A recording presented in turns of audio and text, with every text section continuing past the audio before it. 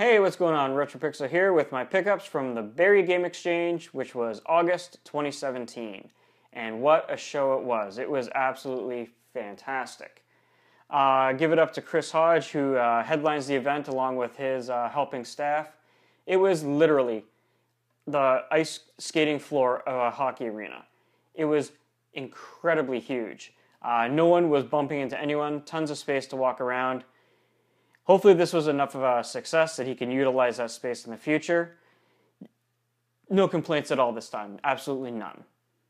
Anyways, we'll get right on into the show itself and then the pickups. It was really great. We had a ton of people from the Cartridge Cub community crew show up. I think the day of the show, it was in the area of like 30 people, which was absolutely incredible to have that many faces that you talk to online, whether it be through Xbox Live, the PlayStation Network, Twitter, commenting back and forth on videos, podcast hosts, that kind of thing. It was remarkable to have that many people from all over Canada and the United States all in one hub. It really made for an extra special show. Honestly, I mean, it pretty much left all of us speechless that went to it, that was in the Cartridge Club, because it was like, you know what, these are people that we originally thought that we probably would never have a chance to meet in person, and, it's not like, you traveled to, whatever state or this province, and you met one person at one show. Like, this was literally like a family gathering, and it was phenomenal. Anyways, let's get right into the meat and potatoes of this, which is the pickups. First up, a Game Boy Micro. This thing here was, I think I did all right on it. I ended up squeezing out of this for $110 total with the AC adapter and the actual handheld, which is in, I wouldn't say mint shape, but it's been taken care of. It's one of those kind of goofy handhelds. I don't honestly really know why I wanted it. I mean, the SP does this plus more. I think it's more the fact that these aren't overly common to come across, and when you do, they're normally pretty commanding price tag on them. But this works, it's in decent shape, and I thought, you know what, I'll give it a whirl for now, and if worst case I need to move this in the future, I'm pretty sure I can probably break even, if not maybe make a couple of bucks on this.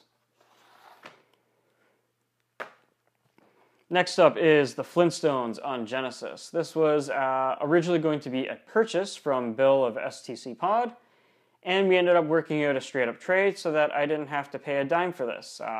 He gave me an excellent rate on it in terms of a value that he wanted, and I gave him some factory-sealed Wii U games in exchange. They weren't overly pricey ones, mind you.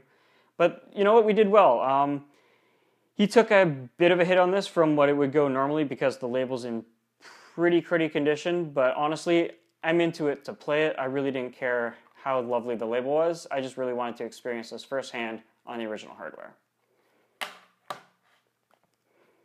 Alrighty, next up, ToeJam and Earl, Panic on Funkatron. This is in immaculate shape, like absolutely beautiful. This came from Ryan Geno's table. I've done tons of deals with him in the past. He's always good to make a deal. With this one, I paid exactly list price that he asked for it. He had 40 on it. Here in Canada, you normally have to pay a little bit more for things. I saw it on other people's tables for a little bit less, very little bit less. But I didn't want to actually do a price haggle with him on this because he's been good to me in the past. This is in immaculate shape, pretty much like factory sealed shape. Yeah, and he's always been really fair to me for anything else. So I didn't mind paying the $40 asking price on this. It was a really good find, and I appreciate him hooking me up on such a great find. Totally. Like, I mean, this has been on my to buy list for a while, and I'm glad that I got it in this shape. Next up, Cool Spot. I don't know if this game's technically any good. I think it's kind of mediocre, but it's in pretty decent shape as well. This was actually from the same table, Ryan Geno's table, but this was inventory of Jason Relaxation. This was 20 bucks. I think he had 25 on it. I offered him 20. He's like, yeah, just take it, dude. It's all good. So I really appreciate that, bud, and yeah, I'm looking forward to getting into this one too. Alrighty, next up, from my good buddies, the Flock of Nerds, Miles and Catherine, we have Mendel Palace, which I honestly don't know anything about, but as soon as I saw the Hudson B on the label, I'm like, you know what, that's probably worth a gamble on trying. This was before the show had even opened up. It was like 5 minutes before, and I'm like, just sort of eyeing at the table. I'm like, you know what, here you go. Here's $20 on this. And he's like, no, I can't take 20 on that. You know, $10. He refused to take anything more than from me.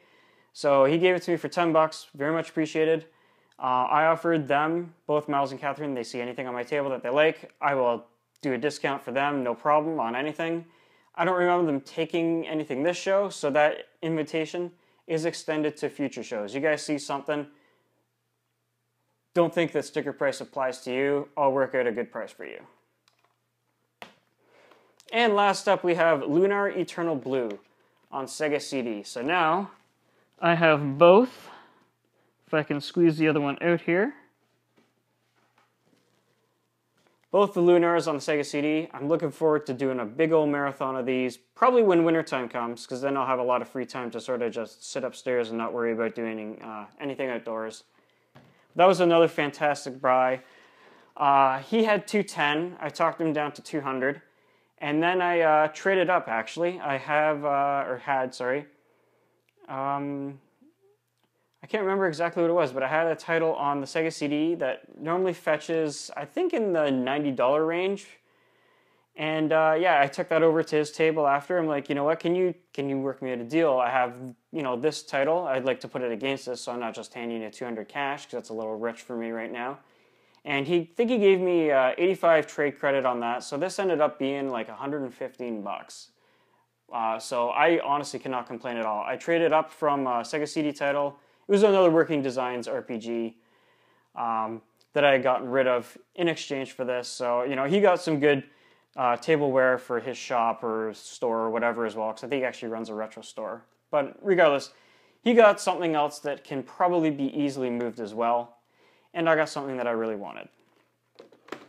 Anyways, that is my spoils of the adventure. Thanks for watching. Have a good one. Catch you next time.